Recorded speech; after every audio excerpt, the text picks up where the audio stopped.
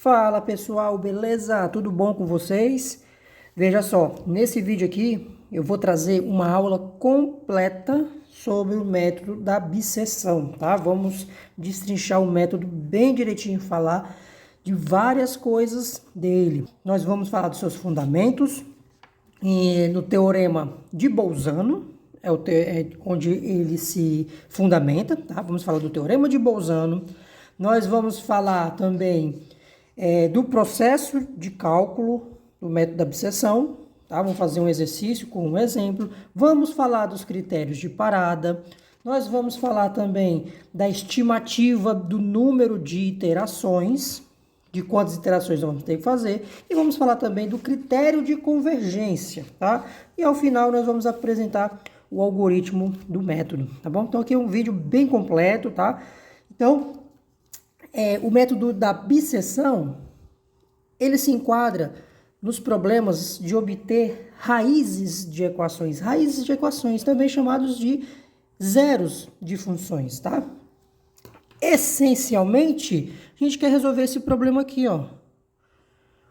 F de x igual a zero. É este o problema que a gente quer resolver, em sua essência, tá?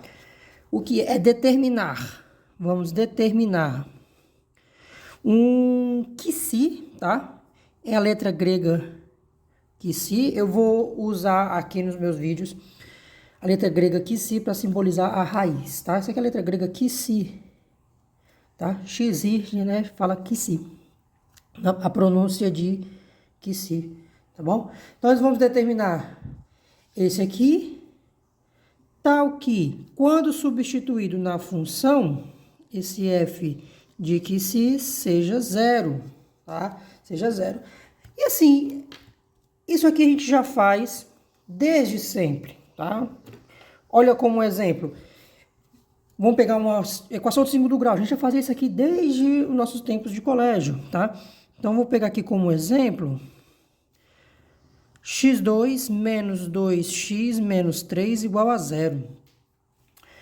Olha aqui, este é o meu f, tá? Meu f de x igual a zero. E aí, quais são as raízes dessa equação? As raízes da equação. Quais são os zeros desta função, tá? Você pode usar Bhaskara, você pode fatorar. Você tem que uma raiz é 3 e outra raiz é menos 1. Nós temos essas duas raízes. Veja, coloque o 3 aqui, ó, vai ficar 9, menos 6, dá 0. Ó, satisfez. Então, f de 3 é 0. Coloque o menos 1 aqui, 1, que vai ficar 1 mais 2, menos 3, 0 também. Olha, então, f de menos 1 é 0. Então, essas são as raízes. O nosso objetivo é encontrar esses números aqui, tá? Neste vídeo, vai ser mediante o método da bisseção, tá? E graficamente, né? Graficamente, por que é um zero, né? De uma função. A gente quer ir atrás. Essa interpretação gráfica é muito importante, tá? Porque o método da bisseção tem um apelo gráfico muito forte, tá? Então, essencialmente, a gente quer encontrar o ponto, tá? Onde o gráfico da função f toca o eixo x, simplesmente. Então, aqui é a função f de x. E onde está a minha raiz? A minha raiz vai estar aqui. Este vai ser o meu que-se, tá? Esta parábola de segundo grau, ela toca o eixo em 2 pontos, né? Parábola com concavidade para cima vai tocar o eixo em 2 pontos, então vai ter duas raízes, tá? Então, a raiz é o ponto onde a função cruza o eixo x, certo? Beleza. E nós temos aqui um teorema muito importante, que é o teorema de Bolzano. É nesse teorema aqui onde se fundamenta o método da bisseção, tá? E esse teorema de Bolzano, ele é baseado lá no teorema do valor intermediário, lá do cálculo fundamental, do cálculo 1, tá bom? Então, o que acontece? O método da bisseção é fundamentado sobre esse teorema, teorema de Bolzano, que é baseado no teorema do valor intermediário lá do cálculo, tá bom? Essencialmente, esse teorema de Bolzano ele vai te dizer o seguinte: num dado intervalo, se a sua função for contínua e ela trocar de sinal nesse intervalo, então, necessariamente, né, certamente, vai existir pelo menos uma raiz nesse intervalo, tá? Vou já chegar nele. Vamos lembrar aqui do nosso teorema do valor intermediário lá do cálculo, do que esse teorema fala, tá? Aqui é o nosso teorema do valor intermediário, tá bom? Então, seja uma função de uma variável, né? O que é esse aqui? Uma f de a em b, esse aqui é um intervalo de x e te leva nos reais. Então, isso aqui é uma função de uma variável, tá? E f de x. Ela tem que ser contínua, necessariamente tem que ser contínua. Se a função não for contínua, nada do que a gente está falando aqui vai ser verdade, tá? Tal que esse d é um número que está entre as imagens, f de a e f de b. Pode estar assim, f de a. Então, d está aqui entre f de a e f de b. Ou pode ser o contrário, né? Esse b, a função pode ser decrescente, né? E ficar ao contrário. Mas o importante é que esse d seja um número aqui nesse intervalo de imagem. Então, vai existir um númerozinho c dentro desse intervalo a, né? Tal que a função aplicada nele vai te dar essa imagem aqui no d, né? Ou seja, o que nós temos aqui, né? Você tem aqui a sua função contínua, bem bonitinha, no intervalo AB, tá? As imagens desses extremos estão aqui. E para todo valor de D aqui nessa imagem, esse aqui é um conjunto, né? Para todo valor desse conjunto, quando você passar uma reta aqui, ó, pá, ele vai cruzar a função. Toda vez ó, que você passar aqui, ó, uma retinha, ó, ele vai cruzar a função. Se ele vai cruzar a função, ele vai ter um valor aqui na abscissa, um valor de x, tá bom? Então, o teorema do valor intermediário diz isso. Se a função for contínua, tá? Então, esse conjunto aqui, todo número aqui dentro vai ter um valor de x correspondente aqui, tá? Então, você sempre vai passar umas retas aqui, vai cruzar a função, então você vai ter um valor de x aqui, tá bom? Ou seja, coisa importante aqui, se essa função for contínua, a imagem de um intervalo também será um intervalo, ó. Isso aqui é um intervalo, né? Tá aqui o x, ó. A imagem dele vai vir para cá, ó. Tá aqui a sua imagem, ela vem, tchum, é outro intervalo, ó. Intervalo é outro intervalo. Né? Pois para cada d, como eu falei para vocês, cada valor de d dentro desse intervalo de imagem, né, existirá um ponto C no domínio tal que ele terá como imagem esse d. Tá bom? Então, isso aqui é explicado o teorema do valor intermediário. Veja, e aqui eu tenho um caso onde a f de A é maior do que f de B, né? Quando a função era decrescente, lembra que eu falei, né?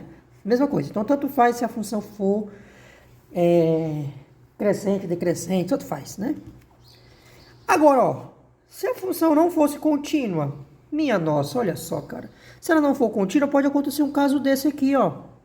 Então, o teorema do valor intermediário não vai ser satisfeito, porque a função não vai ser contínua. Você pega um conjunto aqui dentro, ó, pega um valorzinho de D, ó, você passa retinho, ó, e vai-se embora, passa direto. Não tem nenhum C aqui correspondente, ó, então não existe aquele C, tá? Então, aprendam, a função tem que ser contínua. E aqui está o nosso teorema de Bolzano, o nosso, né? Teorema de Bolzano. Olha como ele é baseado no teorema do valor intermediário, bem certinho. Ele vai dar aquele D igual a zero. Se a função f, se f for uma função contínua no intervalo AB, função de uma variável, tá? E satisfaz a condição de que f de A vezes f de B igual a zero, ou seja, há uma troca de sinal nesse intervalo, tá? Então, naqueles extremos, naquelas extremidades, né? Há uma troca de sinal, né? Se aqui for positivo, positivo, vai dar positivo. Se ambos forem negativos, vai dar positivo, mas se um for positivo e o outro for negativo, ó, trocou de sinal, tá? Então, vai existir um número que eu vou chamar de QC, como eu falei, né, no começo. As raízes eu vou chamar as minhas aulas de QC, tá? Existe um QC nesse intervalo tal que f de QC é zero, né? Então, vamos ver, ó. O teorema do valor intermediário me diz que você tem aqui f de A daqui e f de b, né? Então, vai existir um C aqui nesse intervalo, um C aqui que vai te dar esse D, e esse D é o F desse C. Tá bom. O que o teorema do volume, teorema de Bolzano faz? Pega isso aqui e puxa para baixo assim, ó. Pá. Vamos puxar isso aqui para baixo. Olha só. Você vai puxar ele para baixo. Então, o A, esse ponto aqui, eu vou trasladar aqui para baixo. Ó. Então, vai ficar aqui o meu A. Aqui vai ser o F de A, tá? Aqui é o meu B. E aqui vai ser o meu F de B. Então, a função vem daqui para cá, trocou de sinal. Tá vendo? Trocou de sinal, né? Ó, ainda negativo e agora é positivo. Então, ela vai necessariamente cruzar o eixo. Esse D é zero. Não é verdade? Então, vai passar um D igual a zero, ó. Tal que esse pontinho aqui vai ser a sua raiz. Tá? Então, o teorema de Bolzano diz isso. Se a função trocar de sinal no intervalo, então, certamente existe pelo menos uma raiz nesse subintervalo. Essa palavra pelo menos é muito forte. Vamos mostrar para vocês várias situações que pode acontecer aqui. E aí, então, anotem aí, né? Em palavras, né, no nosso português, se a função trocar de sinal no intervalo dado, então, certamente há pelo menos, isso aqui é importante, uma raiz nesse intervalo. Bom? Então, ou seja, trocou de sinal, tem raiz ali dentro. Pelo menos uma. Quando eu falo pelo menos uma, quando eu falo pelo menos uma, isso é importante. Veja este caso aqui, ó. Vou pegar aqui e fazer um gráfico mais bonitinho, tá? Aquele anterior foi só um rascunho. F, x e y, tá? Aqui está o meu ponto A. Vou dizer que minha função f de A, a imagem dela tá aqui, ó. Está aqui o meu B. E, pum, trocou de sinal, ó. Tá aqui o f de B. E tá aqui. Tá bom? E a minha função, ela vem daqui para cá. Deixa eu usar esse azul mais bonitinho. Então, ela vem daqui e vem para cá. Tá? Essa aqui é a minha função f de x. Veja, trocou de sinal, tá? Nós temos f de A vezes f de B menor do que zero e há uma raiz. Tá bom? Tá aqui essa raiz que C aqui. Beleza. Tá? Então, há uma raiz. Vou fazer agora um outro caso, onde há uma troca de sinal e vai ter mais de uma raiz. Então, aqui o x e o meu y, tá? Aqui está o meu A.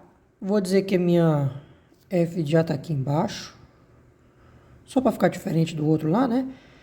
Tá aqui o meu B. O meu f de B vai estar aqui em cima. Né? Veja, trocou de sinal, né? Então, f de A, f de B, trocou de sinal. E a minha função, pode fazer isso aqui. Opa, tem uma raiz, tem outra e tem outra. Olha só.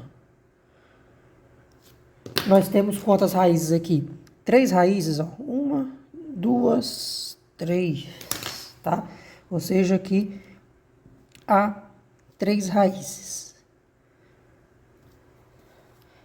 Beleza? Então, houve troca de sinal, certamente há pelo menos uma raiz nesse intervalo, tá? Aí veja uma coisa. Se o teorema de Bolzano não for satisfeito, né? Ou seja, se a função não trocar de sinal, o que acontece? Pode não ter raiz, claro. Ela não vai cruzar o eixo, porque ela não mudou de sinal. Então, ó, pode ter esse caso aqui, ó. X e o Y, tá aqui A. Bem aqui embaixo tá o meu F de A, tá aqui o meu B, e o meu F de B vai estar aqui em cima, ó.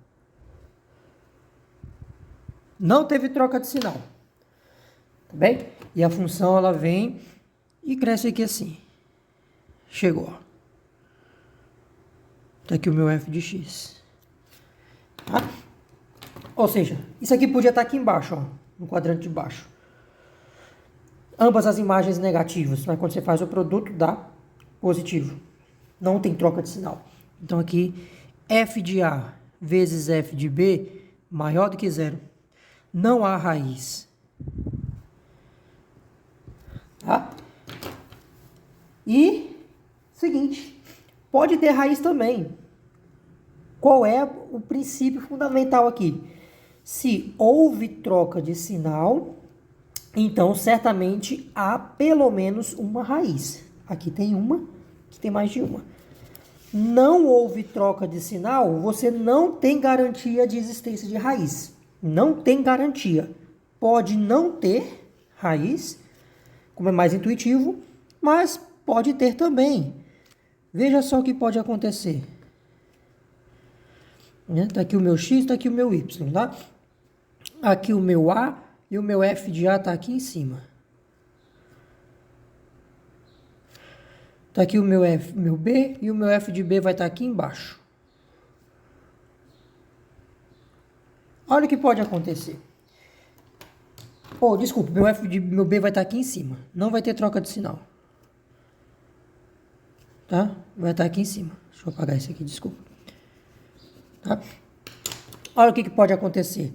Ela vem, cruzou o eixo, voltou. Né? Tá aqui o meu f de x. Então você tem aqui f de A vezes f de B positivo, não tem troca de sinal, mas há duas raízes.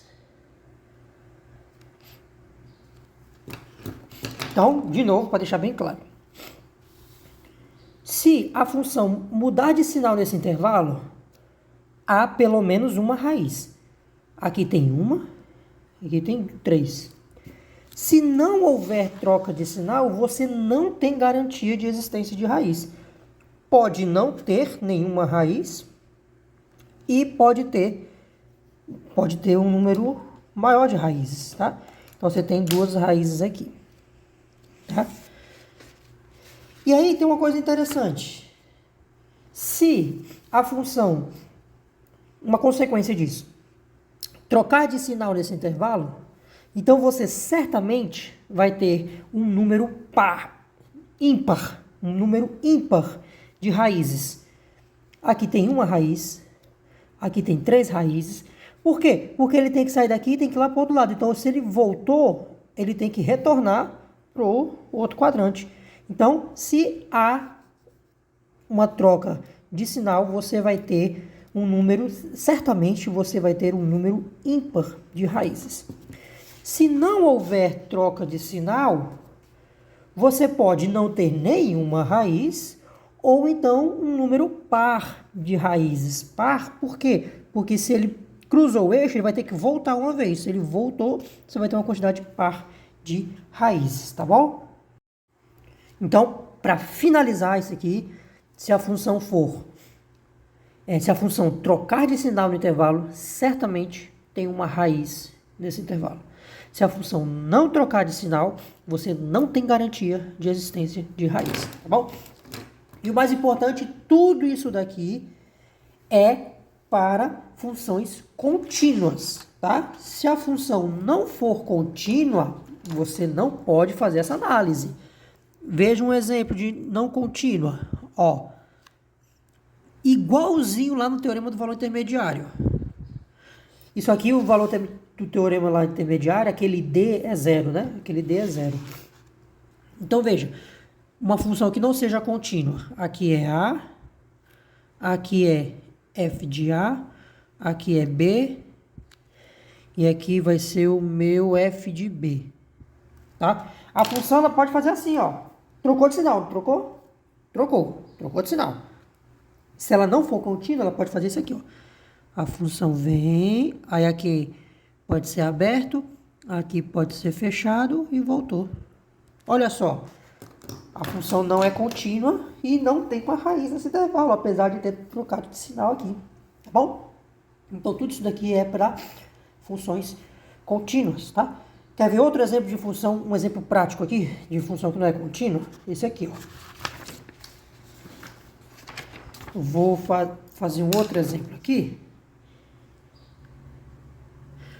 Vamos pegar o f de x igual a 1 sobre x menos 2 no intervalo menos 3 e 3. Tá? Nesse intervalo aqui. Menos 3 e 3. Vamos lá. Quanto que é o f? Vamos ver aqui o f de menos 3. F de menos 3. Substitui aqui, ó, menos 3 menos 2 dá menos 5. Isso aqui é menos 1 sobre 5. Quanto é o f de 3? F de 3. F de 3. Substitui 3 aqui. 3 menos 2 é 1. Então, isso aqui é 1. Olha, aqui é negativo, aqui é positivo. Houve troca de sinal. Então, você poderia já dizer que tem uma raiz nesse intervalo, pelo menos uma raiz. Porém, a função não é contínua. Olha aqui, ó, no intervalo ela não é contínua. Quando x for igual a 2, diverge, né? Vai dar 1 sobre 0. Não é contínua. Essa função ela é assim, ó. Olha o gráfico dela. Aqui o x, aqui o y. Bem aqui vai ser o 2. Aqui vai ser 3. E isso aqui vai ser uma assíntota vertical. E a função ela faz isso, ó. Ela vem. Vai lá para baixo. E essa aqui faz aqui assim, ó. Tá? Ó, menos 3 vai estar mais ou menos por aqui. E aqui vai estar o 3. Aí, ó, menos 3, ó. Negativo. No mais 3, positivo. Nas imagens. Porém, não tem uma raiz aqui porque a função não é contínua nesse intervalo. Tá? Legal, né? Um exemplozinho prático. Que a gente não vê por aí nos livros. Então, sempre a função tem que ser contínua. E agora vamos aplicar esse teorema de Bolzano na busca de raízes. Tá bom? Na busca de raízes. Vamos tomar um exemplo, um polinômio cúbico. Veja, ó, x3 mais 3x mais 1 igual a 0. Tá bom? A minha função f é essa daqui, ó. Aí esse aqui, no intervalo, menos 1 e 0. Intervalo de menos 1 a 0. Tá? Vamos ver se há uma raiz nesse intervalo. Será que tem raiz nesse intervalo de menos 1 a 0? Será? Como é que eu vejo se tem uma raiz nesse intervalo? Pego o menos 1, jogo na função. Pego o 0, jogo na função. Tá? Quanto que é o f de menos 1? Joga menos 1 aqui, vai ficar menos 1, menos 3, mais 1, né? Vai dar menos 3. É menos 3 aqui. Joga o 0 aqui, ó. 0, 0, sobrou 1. Então, f de 0 é igual a 1. Ó, há uma raiz. A raiz no intervalo. Tá bom? Tem uma raiz nesse intervalo. Eu quero refinar essa análise. Eu quero chegar a um intervalo cada vez menor que contém essa raiz. A gente pode pensar, sabe o quê? Vamos dividir a metade. Tá? Vamos dividir esse intervalo a metade. O ponto médio. Esse ponto médio eu vou chamar de x1. Soma e divide por 2. Menos 1 mais 0 dá menos 1, dividido por 2 dá menos meio. Então aqui é menos meio. Tá? Soma e divide por 2. Eu dividi o intervalo à metade, agora eu tenho dois subintervalos, né? Eu tenho o subintervalo de menos 1 a menos meio e de menos meio a 0, tá? Ó, eu estou com esse subintervalo aqui, ó. Menos 1, menos meio e 0. Onde será que está a troca de sinal, né? Onde será que está essa raiz? Será que essa raiz que estava aqui nesse intervalo grande aqui, será que ela está desse aqui ou ela está aqui? Onde que ela está, né? Ó, no menos 1 aqui, ele dá negativo, né? Então aqui ele é negativo. E aqui em 0, nós já vimos que dá positivo. Tá? Como é que eu vou fazer agora para saber se a minha raiz vai estar nesse subintervalo da esquerda ou nesse subintervalo da direita, né? Eu vou calcular o valor da função nesse ponto aqui. Né? Então, vamos lá. É menos meio, tá? Então, eu vou pegar aqui menos meio. E vai ser ele ao quadrado, mais 3 vezes o menos meio, mais 1, 5/8, menos 5/8.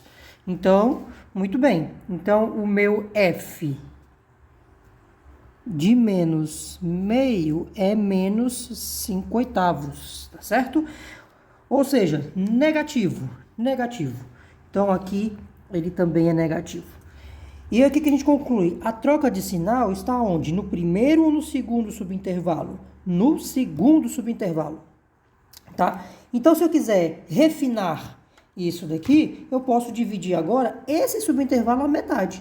Eu vou dividir ele aqui à metade, e aí eu vou verificar. Depois que eu seccionar ele aqui à metade, uma bissecção, eu vou olhar se minha troca de sinal vai estar no primeiro subintervalo aqui ou nesse segundo subintervalo aqui, tá? Então, vamos lá. Vamos calcular agora, vamos dividir novamente esse subintervalo, tá? Então, vai ser o meu segundo ponto médio. Tá? Eu vou chamar de x2.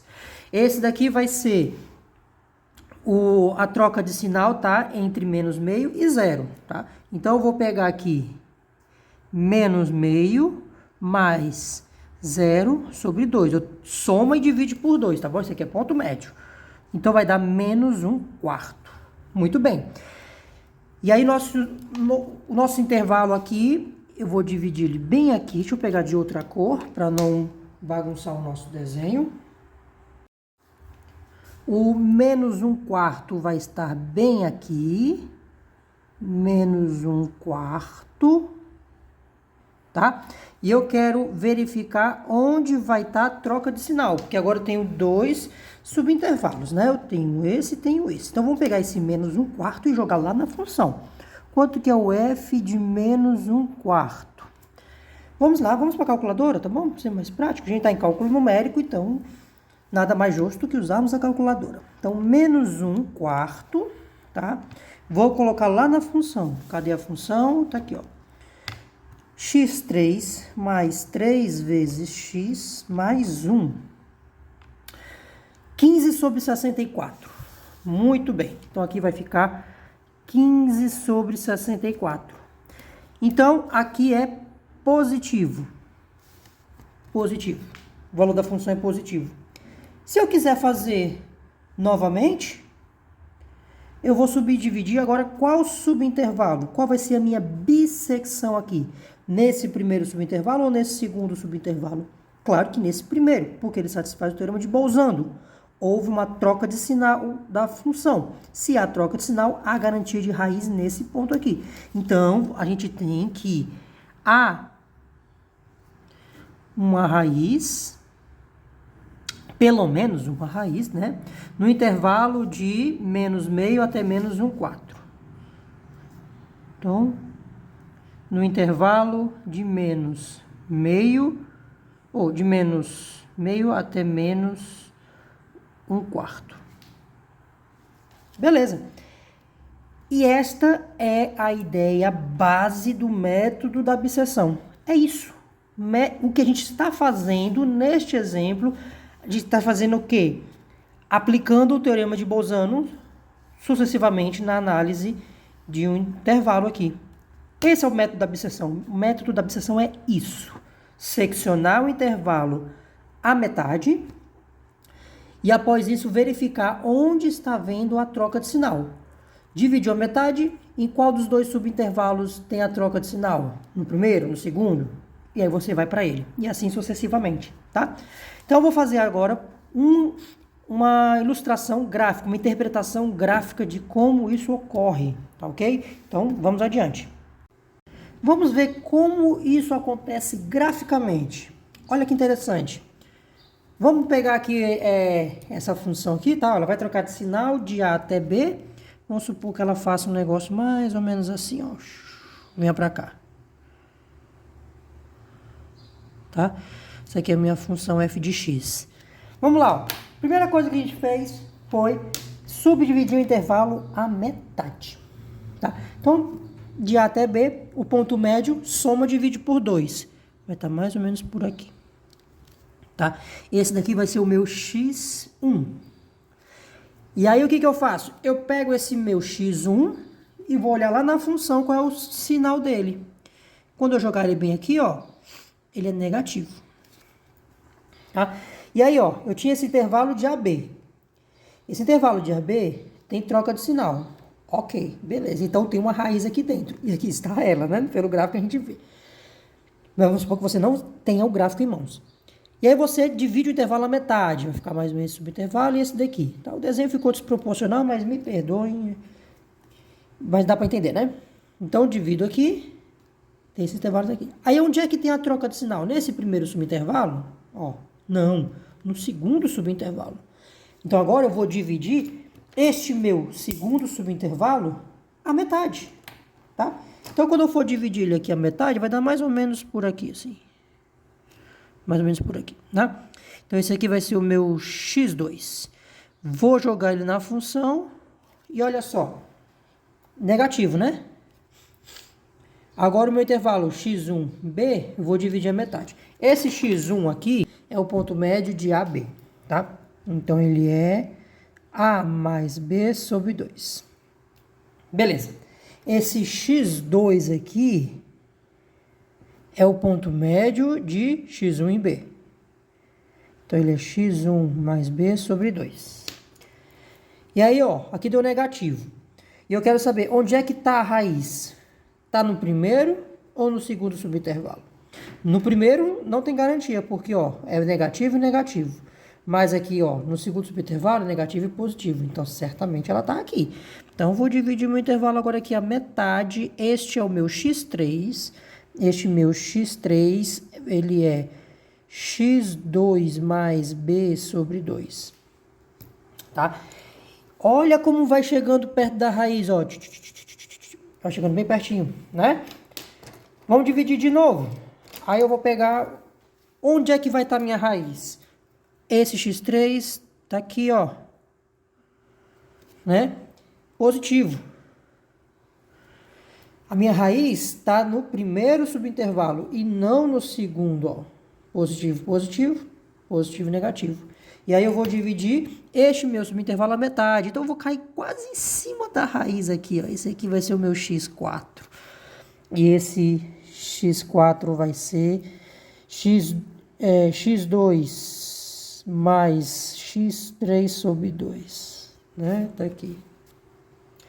E aí você vai chegando cada vez mais próximo da raiz, até você ter uma precisão estabelecida, tá? Eu vou já falar do critério de parada desse método, tá? A gente não vai ficar fazendo essas subdivisões infinitamente, tá? Tem um critériozinho de parada, onde a gente vai fazer o cálculo do erro, tá bem? E eu quero mostrar aqui para vocês, antes de prosseguir no método da abscissão, uma adaptação muito interessante do teorema de Bolzano, tá? Vamos pensar o seguinte, vamos supor que a nossa função f, tá? Ela está definida, aqui é aberto, né? Aqui é um aberto. Ela está definida num ponto A e vai-se embora para os positivos, tá? Ou seja, ela está definida aqui, ó, de A até para frente, ó, vai-se embora. Bom, vamos supor que ela é contínua, tá? Sempre tem que ser contínua. Que esse f de A é negativo, como tá aqui, tá? Ó, aqui e aqui, o f de A é negativo, tá? E que o limite dela, quando o x for para o infinito, ou vai para um número positivo, como este aqui. A função, quando o x vai para o infinito, ó, ela se aproxima do L, né? Então, o limite de f de x, quando o x tende ao infinito, é igual a L. Que é este L aqui, tá? Lá dos limites, lá do cálculo 1, tá? Ou então, quando o x for para o infinito, a função também vai para o infinito. Esse caso aqui, né?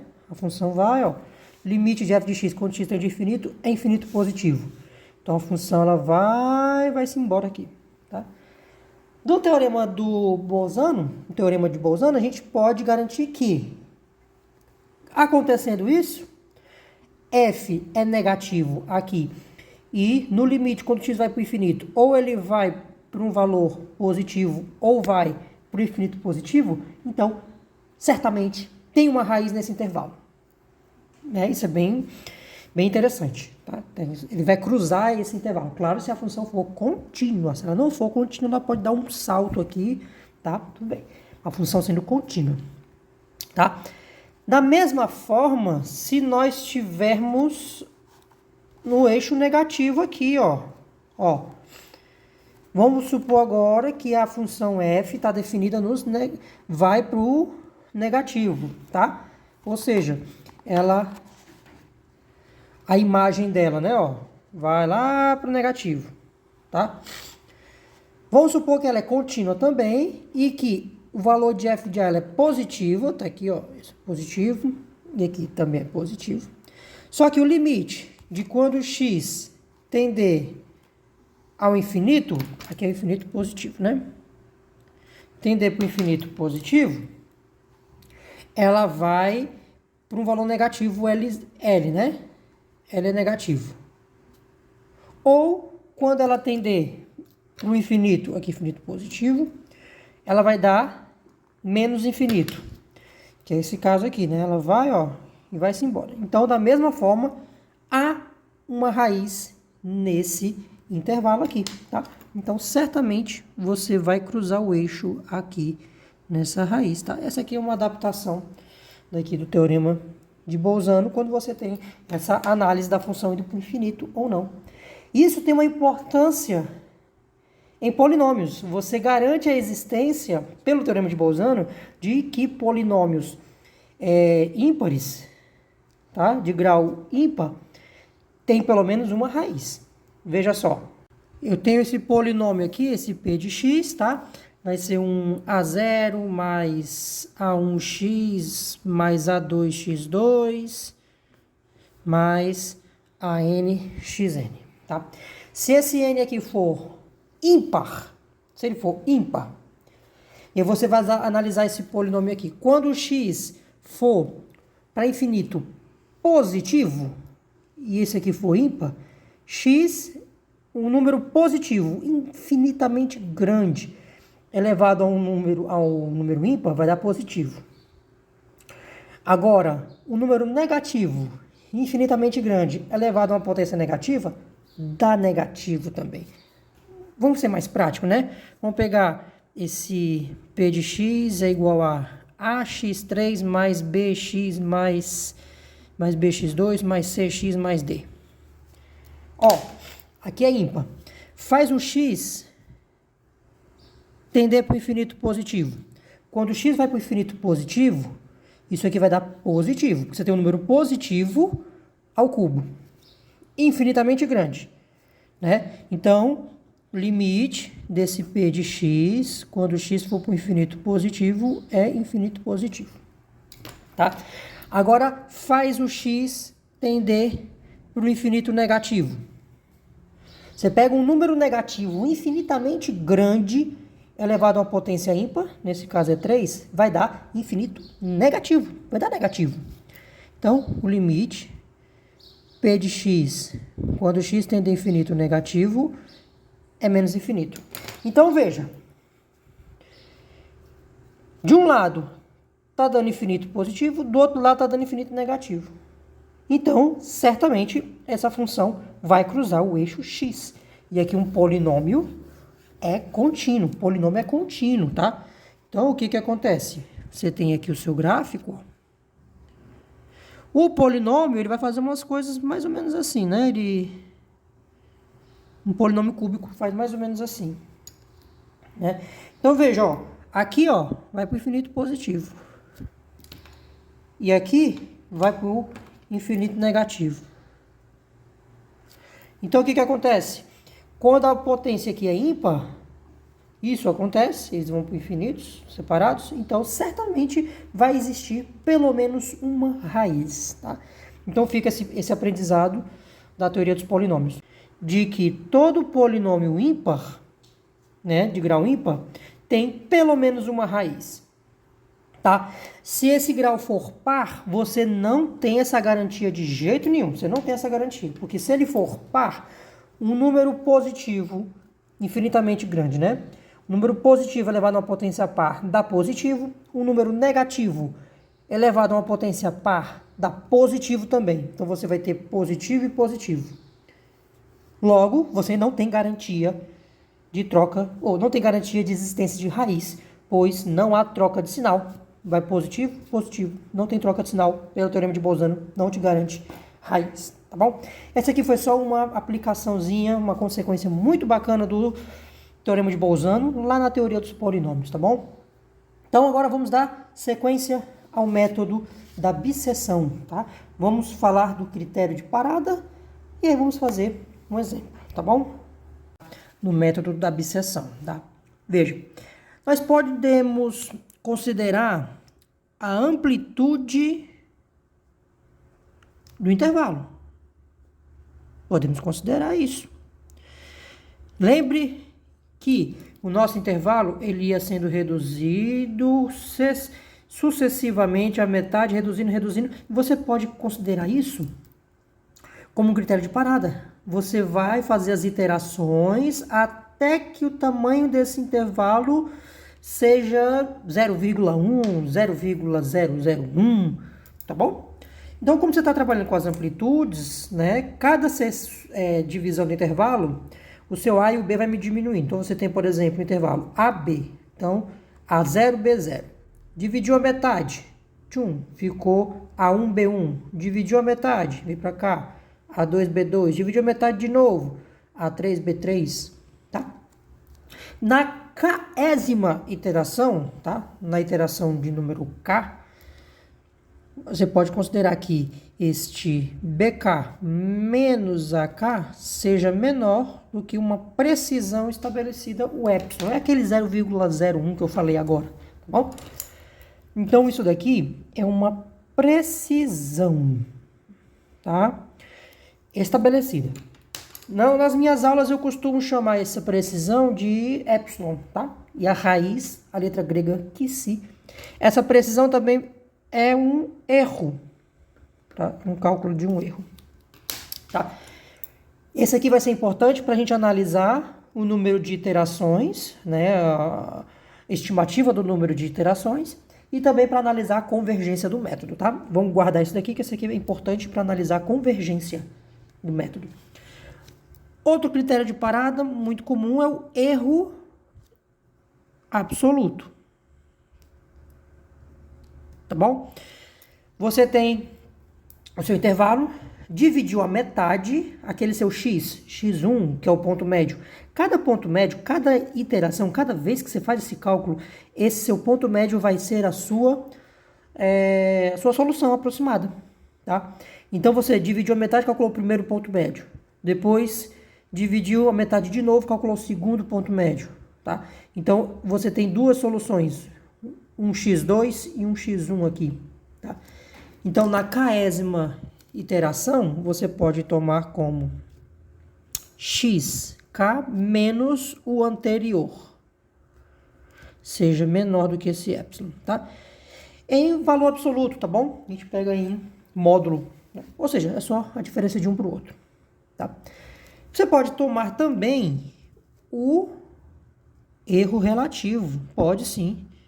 No erro relativo, aí você vai levar em conta a ordem de grandeza do seu processo, né? Do seu sistema, da sua equação.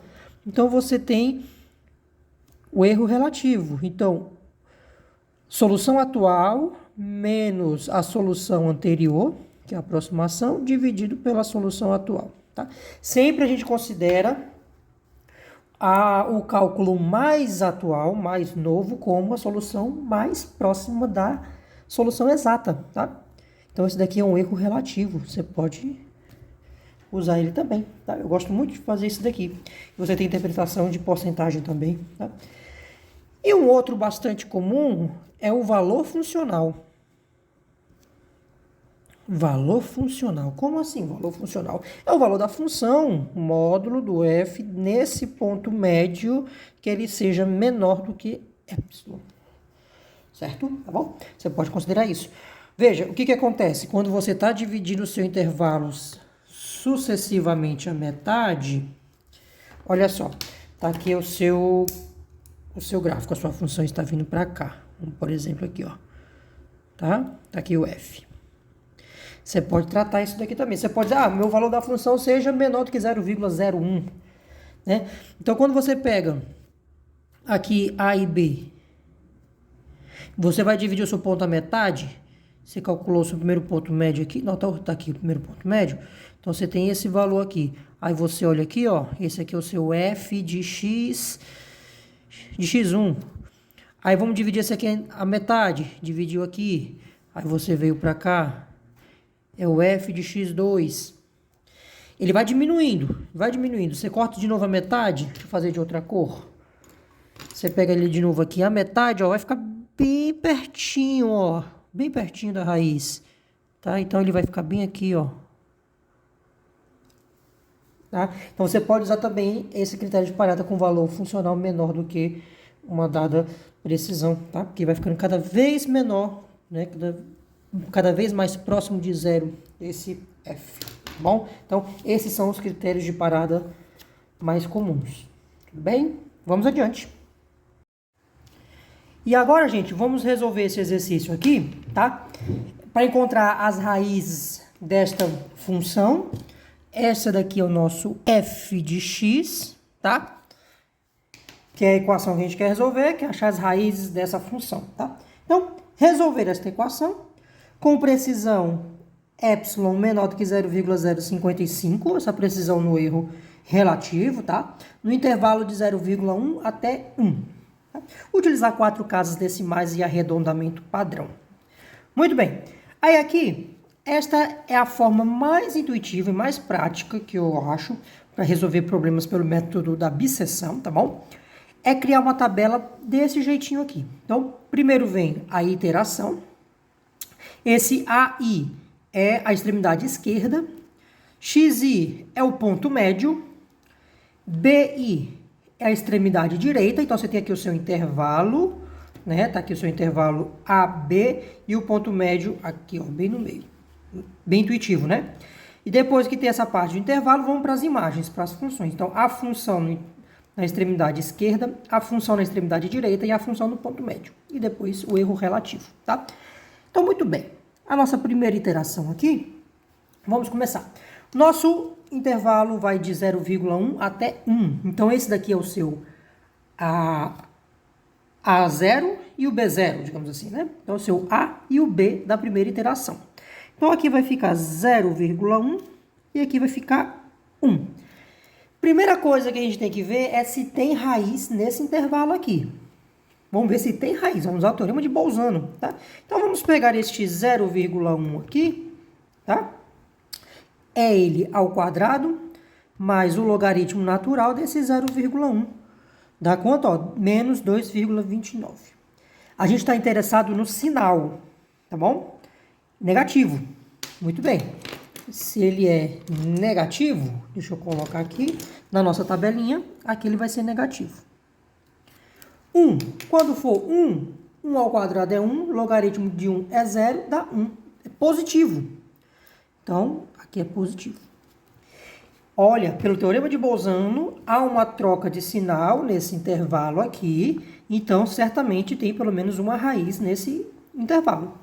Vamos calcular o ponto médio. O ponto médio você soma e divide por 2. Então, vou pegar aqui o 0,1 mais 1 e divido por 2 dá 0,55. Então, meu x1 aqui é 0,55. E aí, o que eu faço? Eu vou pegar esse 0,55 e vou jogar lá na função para ver o sinal dela, tá? Então, eu vou pegar esse 0,55. Quando eu coloco ANS, é o x. Ou seja, ele vai pegar esse 0,55 e vai colocar aqui dentro desse ANS. Então, Então, é x ao quadrado mais o logaritmo desse 0,55. Negativo. Deu negativo. Muito bem. Então, aqui é negativo. Ótimo. Aqui está a nossa primeira iteração. Se a gente prestar atenção, onde há troca de sinal? No primeiro subintervalo ou no segundo subintervalo? No segundo. Então, eu vou abrir esse subintervalo. Então, não vou para cá, eu venho para esse. E vou dividir esse subintervalo à metade. Igual a gente fez anteriormente aqui, né? A gente fez naquele polinômio. Só que agora a gente está fazendo na forma de tabela. Então, não há troca de sinal aqui. Há a troca de sinal entre x e b. Então, eu vou abrir esse subintervalo. Então, quando eu for abrir ele aqui, por isso que eu digo que essa tabelinha é muito intuitiva. Eu vou abrir, então esse 0,55 vem para cá e esse 1 permanece, tá bom? Então, esse 0,55 eu abri ele para ali, tá? E esse 0,1 ele desce. Muito bem, agora vai ser a nossa segunda iteração aqui. Como eu abri esse subintervalo, esse negativo vem para cá e esse positivo desce, tá? Então, aqui vai ficar o negativo e esse aqui vai continuar positivo, tá? E aí, muito bem, ó, continua tendo a raiz aqui no meio. Vamos calcular o ponto médio. Vou pegar 0,55 mais 1, divido por 2, dá 0,775. Então, aqui é 0,775. Vou pegar esse 0,775, jogar lá na função para ver o sinal dela e colocar aqui. Então, vai ficar 0,775 ao quadrado, a NS, né, como eu falei para vocês, mais o logaritmo dele, ó, positivo. Muito bem, então aqui é positivo. Tá? Vamos calcular logo o erro aqui para saber se a gente vai parar ou não, né? O erro relativo. Então, 0,775 menos 0,55 divide por 0,775. É o atual menos o anterior dividido pelo atual, tá? Erro relativo, ó, 0,29. Então, esse erro relativo aqui é 0,29. Esse 0,29 é maior do que a precisão, maior do que o epsilon. Então, continua. Vou parar quando, professor? Eu vou parar quando esse errozinho aqui for menor do que 0,055. Então, continuemos. Agora, aqui na nossa terceira iteração... Perdão a falta de régua nas linhas horizontais, tá bom? Me desculpem, mas dá para vocês entenderem. Ó, agora onde é que tem a troca de sinal? No primeiro subintervalo e não no segundo. Então, eu vou pegar esse primeiro subintervalo e vou abrir ele, ó. Quando eu abri-lo, aqui, ó, eu vou abrir, esse 0,775 vem para cá. Então, aqui vem os 775 e esse aqui desce, tá?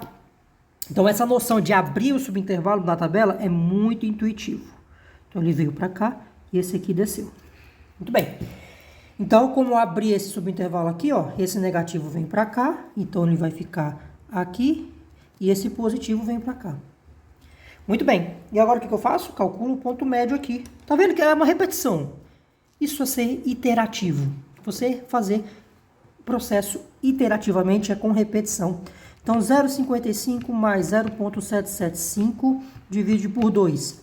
0,6625. 6625. Vamos pegar esse aqui. Já vamos calcular logo, vamos jogar logo na função, tá?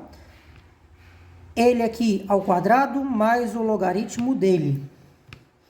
Positivo. Já vou colocar um positivo aqui. Tá. E vamos calcular o erro. De novo o erro. Vamos lá. 0,6625 menos 0,775. Divido por 0,6625. O erro deu 0,1698.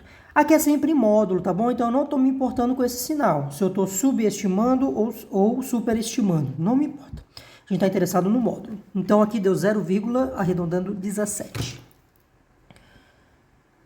0,17 é maior do que o epsilon. Maior do que o 0,055. Então, vamos mais, tá? Para quem é um pouco ansioso, aqui vai só até a quinta iteração, tá bom? Então, para quem já tem essa pequena ansiedade, eu já digo que vai até a quinta iteração.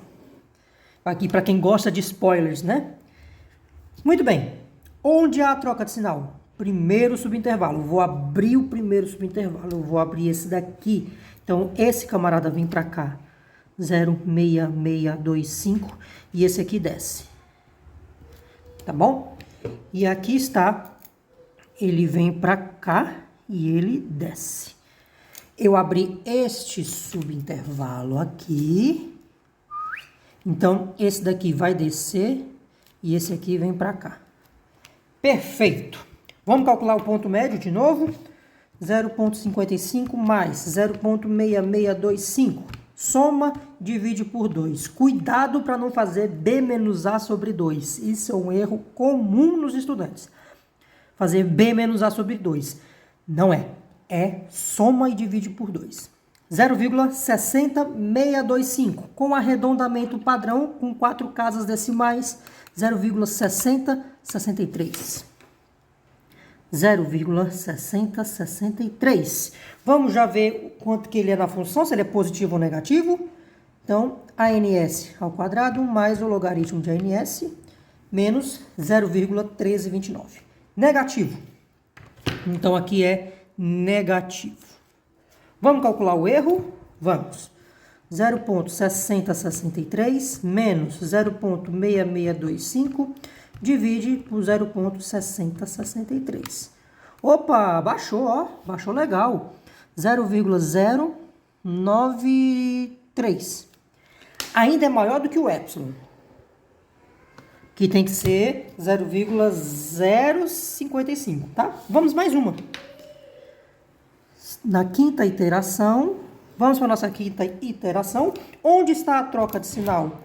No segundo subintervalo. Então, eu vou abrir esse segundo subintervalo, tá bom? Então, esse daqui vem para cá e esse aqui vem para cá. Perfeito. Eu vou abrir esse segundo subintervalo. Então, esse aqui vem para cá. Então, aqui vai ficar 0,6063 e esse aqui desce. 6625. Tudo bem? Vamos fazer a nossa figurinha. Esse vem para cá e esse desce. Tá? Perfeito. Vamos calcular o ponto médio? Vamos. Soma e divide por 2. 0,6063 mais 0,6625. Divide por 2. 0,6344. 0,6344. Tá? Vamos jogar ele na função para ver o sinal. ANS ao quadrado. A gente já faz para aproveitar o resultado que está aqui na calculadora e não tem que digitar de novo, tá bom? Então fica ele aqui ao quadrado mais o logaritmo desse ANS. Negativo. Então já coloca aqui, caso não esteja dentro da precisão, faria mais uma iteração, tá? Mas como eu já disse para os amantes de spoilers, esse aqui já vai estar dentro da precisão. Vamos calcular o erro? Vamos. 0,6344 menos 0,6063 divide por 0,6344. O atual menos o anterior dividido pelo atual. Ó, 0,044. Muito bom. 0,044 é menor do que o epsilon. Se é menor, então pare. Tá bom? Então aqui, ó. Menor do que o epsilon. Então, pare. Parou. Qual é a resposta? Qual é a sua solução? A solução é este daqui. Então, a raiz aproximada. A raiz aproximada é x5 igual a 0,6344. Esta é a raiz. Tá? Aí, confere. Olha só, eu já coloquei na função, não coloquei? Quanto que é o f de 0,6344? Ih, apaguei, perdão. Deixa eu fazer de novo. 0,6344 ANS ao quadrado mais o logaritmo de ANS, ó, 0,6344 ele ao quadrado mais o logaritmo dele, 0,05261. E olha que bacana, com esse valor aqui, vamos colocar aqui, ó, f de 0,6344 é igual a menos 0,05261, tá? Eu gosto de fazer erro relativo no método da abscissão porque não é coincidência, a precisão está aqui, ó, 0,055 e o seu valor da função está abaixo desse valor do epsilon, tá bom? Isso não é coincidência. É comum que isso aconteça, tá? Não quer dizer que ele vai ser necessariamente igual, né? É da mesma ordem, tá bom? Vai ser da mesma ordem, vai ser aproximado, tá bom? Não vai ser exatamente igual a esse epsilon, vai ser da mesma ordem, menor do que 0,055, ficou da mesma ordem, 0,052, tá?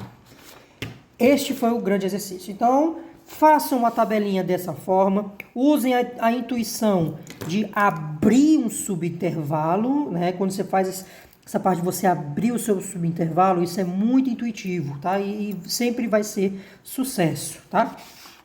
Qual é a solução exata esperada, professor? O exato é zero, né? É zero. Então, o erro aqui, ó, o erro daqui para cá é de 0,055. Por isso, essa ideia, tá bom? O que falta para a gente agora é estudar a estimativa do número de iterações e também o critério de convergência do método da abscissão, tá bom? Então, vamos para frente. E agora, gente, vamos encontrar uma estimativa do número de iterações que a gente vai ter que fazer para obter uma certa precisão, né? Como foi no nosso exemplo aqui, né? Inicialmente, você podia pensar quantas iterações seriam necessárias para encontrar essa raiz com esta precisão? Essa é a pergunta que a gente vai responder. Bem, para isso, vamos analisar o seguinte, que no método da abscissão, as iterações vão dividir em intervalos a metade sucessivamente, e com isso a gente encontra o que chamamos de intervalos encaixados, tá? Da seguinte forma, você tem o seu intervalo AB, divide a metade, esse seu primeiro subintervalo, onde estará a raiz, está dentro do intervalo maior. E assim sucessivamente. Você vai pegar esse subintervalo aqui, você vai pegar esse outro subintervalo aqui e vai seccionar metade de novo. Então, você vem para esse subintervalo menor. Esse subintervalo, ele está contido no intervalo anterior, que está contido no intervalo anterior, e assim sucessivamente, tá? Isso que a gente chama de intervalos encaixados, tá? Então, nós temos o seguinte, que o intervalo AKBK, tá? Ele está contido no intervalo AK-1, BK-1, que está contido no K-2, que está contido no K-3, e por aí vai. Que ele vai estar contido no subintervalo A1, B1, que também vai estar contido no subintervalo inicial, que eu vou chamar AB. Tá? Então, você veja, você vai seccionando e todos os intervalos vão estar contidos um dentro do outro, tá? Vamos lá. Na primeira iteração, tá? Na primeira iteração, a gente tem o nosso intervalo, o intervalo AB, tá? Aqui é AB, tá? Que eu vou chamar de A0, B0. O meu ponto médio vai ser calculado aqui, o meu x1. Vamos supor que a minha raiz esteja nesse intervalo aqui. Depois que eu encontro esse ponto médio, o meu novo subintervalo agora aqui vai ser A1, B1. Eu vou ter esse novo subintervalozinho aqui, A1, B1, tá? Então, quanto que é esse tamanho? Esse tamanho é a metade desse tamanho aqui, tá? Então, B1 menos A1, ele vai ser B menos A sobre 2. Tá? Essa aqui é a nossa primeira iteração. E aí vamos ver como é que vai ficar na nossa segunda iteração, tá? Aqui na segunda iteração, eu vou ter o meu intervalo A2, B2 aqui, tá? E esse intervalo A2 e B2 é a metade de A1, B1, certo? Então, eu tenho que B2 menos A2, ele é B1 menos A1 sobre 2. Muito bem. E quanto que é B1 menos A1? Esse intervalo a gente já calculou. Então, isso aqui é B menos A sobre 2 sobre 2. Muito bem, dá B menos A sobre 4. Isso aqui é B menos A sobre 2 ao quadrado. Vamos guardar isso. Na terceira iteração, como é que vai ficar aqui na nossa terceira iteração? Tá? Veja só. Agora eu vou ter um intervalo B3 menos A3, tá? E ele vai ser a metade do intervalo anterior. Então, ele vai ser B2 menos A2 sobre 2. Mas B2 menos A2 é B menos A sobre 2 ao quadrado. Então, vai ficar esse 2 ao quadrado dividido por 2, vai ficar 2 ao cubo, tá?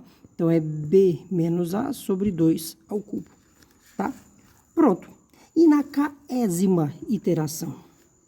Na késima iteração.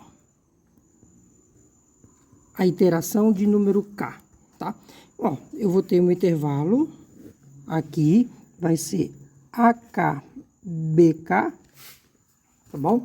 Então, por indução, esse BK menos AK, por indução, vai ficar B menos A sobre 2 elevado a K.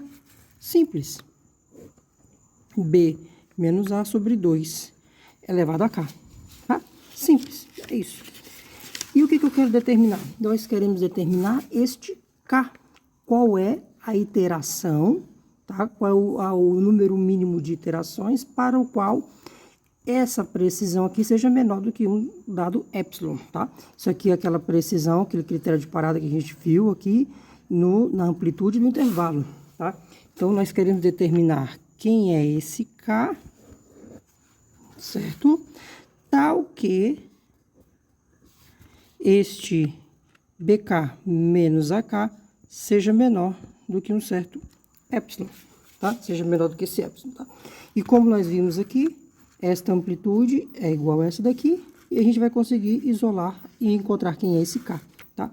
Então, se eu tenho que BK menos AK é menor do que epsilon, então eu tenho que B menos A sobre 2 elevado a K seja menor do que este epsilon. Muito bem. Então, faz o produto aqui, eu tenho que B menos A sobre epsilon menor do que 2 elevado a K. Tá? Perfeitamente. E agora, como é que eu faço para isolar esse K? Boto o logaritmo na base 2 dos dois lados. E você vai ter log de 2 elevado a K na base 2, tá? Vai ter que ser maior do que o log de B menos A sobre epsilon na base 2, tá? Então, dessa propriedade, ó, isso aqui vai dar K, lá da propriedade dos logaritmos, tá? Então, você tem que o K tem que ser maior do que o log de B menos A sobre epsilon na base 2. Bom, então, este é o número mínimo de iterações que você tem que fazer para que atinja uma precisão epsilon, tá? Para o nosso exemplo que a gente fez aqui, o exercício que a gente fez, a gente pegou o intervalo de 0,1 até 1, tá? Esse é o A e este é o B. E nós pegamos que epsilon seja menor do que 0,05. Então, quem tem aqui, ó, B menos A sobre epsilon, 1 menos 0,1, dividido por 0,055, né, que tinha lá, tinha 55, né? Isso aqui vai dar esse K tem que ser maior ou igual, né? Porque isso aqui é uma precisão, pode ser menor ou igual, né? Então, pode ser uma precisão menor ou igual. Porque você vai ter que dizer que é pelo menos esse número de iterações, tá? Então, esse aqui, esse K vai ser maior ou igual o logaritmo de 1 menos 0,1 sobre 0,055 na base 2, tá? E este resultado é 4,0324. Pode fazer na calculadora, sim. Né? Isso aqui é 4,0324. Muito bem. E é o seguinte, esse K é natural. Então, a gente tem que pegar o maior inteiro. Como passou de 4, mesmo que passou um pouquinho, olha como esse exemplo é legal. Mesmo que passou só um pouquinho, você tem que arredondar para cima, sempre arredonda para cima. Então, você tem que, deve-se efetuar pelo menos 5 iterações. Pelo menos 5 iterações. E, de fato, nós fizemos 5 iterações no nosso exercício aqui. Tá bom? Volta aí um pouquinho no vídeo, você vai lembrar lá que a gente fez 5 iterações, tá? Então, dessa forma, esta é a expressão para a gente determinar o número mínimo de... uma estimativa para o número de iterações, tá bom? Não quer dizer que essa aqui é uma regra que tem que ser necessariamente maior ou igual, tá? Então, isso aqui é uma estimativa para o número de iterações. Por que ele está levando... Isso é importante. Atenção aqui. Porque ele está levando em conta a precisão, ó, na amplitude intervalar. Amplitude nesse intervalo. Se você for fazer for tratar essa precisão como aquele erro relativo, né? Já vai ser um pouquinho diferente. Pode ser que você tenha que fazer um pouquinho mais de iterações, tá? Mas isso daqui é uma estimativa. Tudo bem? Beleza. Agora vamos estudar a convergência do método da abscissão. Como eu já falei agora no tópico anterior, o método gera uma sequência de intervalos encaixados, certo? Uma sequência de intervalos encaixados. A gente pode representar assim, né? Mais uma vez. Esse I0 é o intervalo A0, B0, né? E ele contém um intervalo I1, que é A1, B1, que contém todos os outros até o késimo intervalo, né? AKBK. Tá ótimo, tá? E aí, isso nos levará a concluir que o método converge para a raiz, tá? Vamos perceber uma coisa. Vamos olhar para a extremidade esquerda, tá? Tá aqui o meu intervalo. Ele começa no A0 e B0, tá? O meu A, toda vez que você vai dividir o seu intervalo à metade, ele vai diminuindo aqui, ó, ele vai crescendo aqui, ó, tá? Então, essa subdivisão, esse processo, gera uma sequência monótona, crescente em A e limitada superiormente por B. Ele não vai passar para lá para o B, nunca. Então, o valor máximo possível que ele pode adotar é esse B. Você vai dividindo, ó, divide ele aqui a metade, esse aqui vai ser, por exemplo, seu A1, aí vai ser o A2, aí vai ser o A3, tá bom? Então, você tem, ó, o A0 é maior do que o A1, que é maior que o A2 e por aí vai, tá bom? E ele é limitado superiormente por B. Muito bem.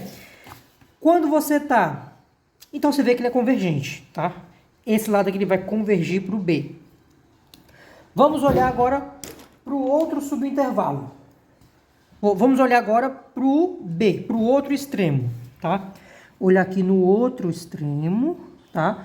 Aqui vai de A até B, tá? Que seria o meu B0 e o meu A0. Toda vez que eu for subdividindo o intervalo à metade, este B0 ele vai se propagar para cá, né? Então vai ser B0, aí aqui vai estar B1, aqui vai estar o B2, daí por aí vai, tá? Então você tem que este B0 ele é maior do que este B1, que é maior do que esse B2 e por aí vai. E a mesma ideia desse A. O B, ele gera, o processo de subdivisão gera uma sequência monótona, decrescente de B ilimitado inferiormente por A. Então, esse B não tem jeito, nunca vai passar desse A aqui, tá? Então, veja, o que está acontecendo? A e B. Está aqui, o A está convergindo para cá, o B está convergindo para cá, eles são limitados, então não tem jeito, eles vão chegar num ponto de encontro aqui, tá? Eles vão chegar aqui, tá? Então, vamos fazer umas continhas aqui. A gente já sabe que BK menos esse AK, ele é B menos A sobre 2 elevado a K. A gente já aprendeu isso aqui no tópico anterior, tá? Só que é o seguinte, vamos tomar o limite quando esse K tender a mais infinito. Uma quantidade muito grande de iterações, tá? Vamos ver o que acontece. Uma quantidade muito grande de iterações. Vou tomar o limite de um lado e do outro, tá? Então, eu vou ter aqui o limite de quando esse K tender para o infinito positivo de BK menos AK vai ser igual ao limite de B menos A sobre 2 elevado a K quando esse K tender para o infinito positivo. Tá bom, olha só esse aqui, ó. Quando o K for muito grande, 2 elevado a um número muito grande, isso aqui vai tender para zero, né? Então, isso aqui é zero. Isso é zero. Então, olha que bacana. Eu tenho que o limite de BK menos AK, quando esse K tender para o infinito positivo, é zero. Eu tenho este resultado. Isso aqui é zero, tá? Aí, veja, se ele é zero, a gente tem que o limite de BK, quando o K tender a infinito positivo, menos o limite de AK, quando o K tender a infinito positivo, é zero. Então, eu tenho que esses limites são iguais. Veja, vou encontrar aqui o limite de BK, quando o K tender para o infinito positivo, menos o limite de AK, quando esse K tender para o infinito, é zero. Então, eu tenho que o limite de BK, quando o K tender para o infinito, é igual ao limite de AK, quando esse K tender para o infinito. Olha que legal, os limites são iguais. E pela unicidade do limite, esse cara é igual a esse. Eles têm os mesmos limites. E olha que bacana como dá bem certinho do que a gente fez intuitivamente. Esse camarada está crescendo para cá, esse camarada B está crescendo para cá. Então, eles estão se aproximando, ó. Eles vão tender para o mesmo limite L, o mesmo limite, tá? Então, pela unicidade do limite, esse aqui vai ser L e esse aqui também vai dar L. Então, esse aqui, desculpa, esse aqui vai ser L e esse aqui também vai ser L, tá? Agora, vamos ver que esse L é de fato a raiz. Olha como é bem simples e bacana. Eu tenho esse A0 e esse B0, tá? Como eu falei no nosso desenhozinho, o A era isso, o B é o laranja. Então, esse A vem para cá e esse B vem para cá. Então, bem aqui eu vou ter o meu AK e aqui eu vou ter o meu BK, tá? E eles tendem para um mesmo L, tá? Eles vão tender para este L aqui. Legal, né, o desenho? Agora vamos verificar que este L é a raiz. Vamos verificar que é a raiz. Veja, no método da bissecção, a gente está sempre indo na direção onde o teorema de Bolzano é satisfeito, tá? Então, para todo subintervalo, a gente tem que o F de AK, F de BK é menor do que zero. Por quê? Porque nós temos sempre o Bolzano sendo satisfeito. O teorema do Bolzano sendo satisfeito, tá bom? Então, isso sempre é verdade. Ótimo. Vamos tomar o limite disso daqui. Então, vou tomar aqui o limite de F de AK, F de BK,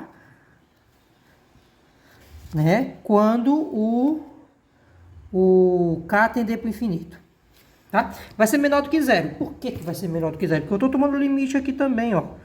Isso aqui eu estou tomando limite dos dois lados, tá? Isso aqui está matematicamente consistente. tá? Tomei limite dos dois lados da minha desigualdade. Limite de 0 é 0, tá? O limite do produto, olha o nosso cálculo 1 aqui, gente. Limite do produto de funções é igual ao produto dos limites. Como assim, professor? O que foi que você disse? Eu digo que o limite de f de AK, f de BK, é o limite de f de AK, quando k tende para o infinito positivo, vezes o limite de f de BK, quando k tender para o infinito. Tá? Isso é menor do que 0. Ok, então, quando AK tender para o infinito, quando k tender para o infinito, esse AK tende ao L, né? Esse Lzinho aqui que a gente calculou aqui, viu? Vai ser o limite f de AK, ou seja, quando esse k tender para o infinito, isso aqui vai dar o f de quem? L, né? Porque o meu AK, tá aqui o nosso desenho, né? O AK tende para o L e o BK também tende para o L. Então, beleza. Então, isso aqui vai ficar F de L vezes F de L, tá bom? Menor do que 0. Opa, tem um problema aqui. Você tem um produto aqui. Então, você tem, ó, F de L ao quadrado menor do que 0. Da onde que você vai ter um número ao quadrado? Dá negativo. Não existe, tá? Não existe. Porém, você sabe que é convergente. Isso aqui é naturalmente convergente para este L, tá? Esse L existe, tá? Então, a única forma disso aqui ser satisfeito e ter coerência é que o meu f de L seja igual a 0. É igual a 0, tá? O único ponto onde vai existir. Então, você pode assumir o seguinte. Por que eu fiz essa volta? O teorema de Bolzano é satisfeito. Ok. Houve troca de sinal. Se você, porventura, chegar na raiz, preste bem atenção no que eu estou fazendo. Se você, porventura, chegar na raiz, então vai ter essa desigualdade aqui. Tá bom? Essa desigualdade. Ou seja, chegou na raiz é igual a 0. Tá bom? Então aqui, você pode fazer isso daqui. Chegou aqui. E aí, tá coerente. Ou seja, esse L aqui é a raiz. Porque o número tal que f aplicado desse número, D0, L é a raiz. Sim. Tá? Então, o método converge e converge para a raiz. Tá? Recapitulando, o que eu fiz aqui, que eu mexi no meu processo de cálculo. O teorema de Bolzano é satisfeito o tempo todo, tá bom? Só que, como está gerando uma sequência convergente, vai chegar um momento em que você vai se dar de cara com essa raiz, porque a raiz existe no intervalo. Se ela existe, em algum momento, esse aqui vai ser igual a 0, porque chegou na raiz. Então, a nossa equação passa a ser bem coerente, tá? E o número aqui vai ser ao quadrado, vai ser 0? Não tem jeito, vai ser igual a 0. 0 ao quadrado é 0, não tem jeito, tá? Então, o método da bisseção é convergente. Da bisseção é convergente. E para finalizar a nossa aula de método da bisseção, uma aula muito completa, tá? A gente está sendo o mais completo possível. Vamos falar do algoritmo? Tá? Bem, isso aqui, o algoritmo é independente da linguagem, tá? Serve para qualquer linguagem que você for trabalhar, tá? E ele diz o seguinte: primeiro, vamos definir uma função. Você vai definir a função que você quer encontrar a raiz. Defina os intervalos, tem que ser os seus inputs no seu programa, você tem que colocar isso, né? Defina as suas funções e defina uma precisão. E aí a gente coloca aqui um for, né? Aquele for, fazer o laço, né? Então, para i ser de 0, 1, 2, né? E aí por diante, calcule o ponto médio. Olha, isso aqui é exatamente o que a gente veio fazendo aqui nos exercícios e tudo, tá? Calculou o ponto médio. Calculou o ponto médio, aí verifica os dois subintervalos que vai existir. F de A e f de xi, né? Extremidade esquerda, ponto médio, extremidade direita. E aí, você vê, se a troca de sinal for no primeiro subintervalo, então você abre o subintervalo, né? Então o seu AI mantém no lugar e o seu ponto médio vai ser nova extremidade esquerda, tá? Ó, teorema de Bolzano no primeiro subintervalo. Perdão, faltou o ó, tá? Se a troca de sinal for no segundo subintervalo, tá? Então, você abre o segundo subintervalo. Então, o seu ponto médio vai ser agora a extremidade esquerda. E a sua extremidade direita permanece sendo a extremidade direita, tá bom? E aí você coloca o seu critério de parada. Aqui eu coloquei o erro relativo, que é o que a gente fez no nosso exercício, né? Mas você pode colocar qualquer outro daqueles critérios de paradas que a gente trabalhou, tá? E depois que atingiu essa precisão, pare e retorne o x, o ponto médio. O seu ponto médio é a sua solução. Tudo bem?